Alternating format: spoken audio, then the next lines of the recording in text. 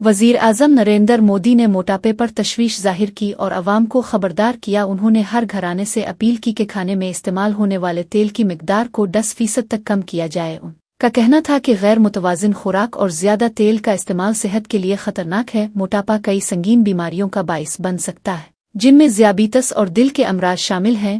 उन्होंने कहा कि हमें अपनी तर्ज़ ज़िंदगी में मुस्बत तब्दीली लानी होगी।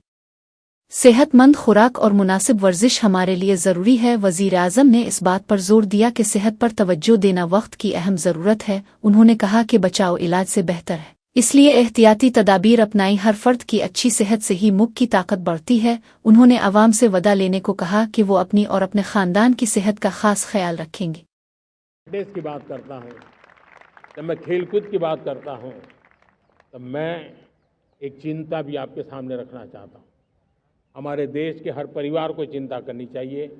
मोटापा हमारे देश के लिए बहुत बड़ा संकट बनता जा रहा है। आने वाले वर्षों में लोग, जो पंडित लोग हैं वो कहते हैं, जो जानकार लोग कहते हैं, हर तीसरे व्यक्ति में एक व्यक्ति मोटापे का शिकार होगा।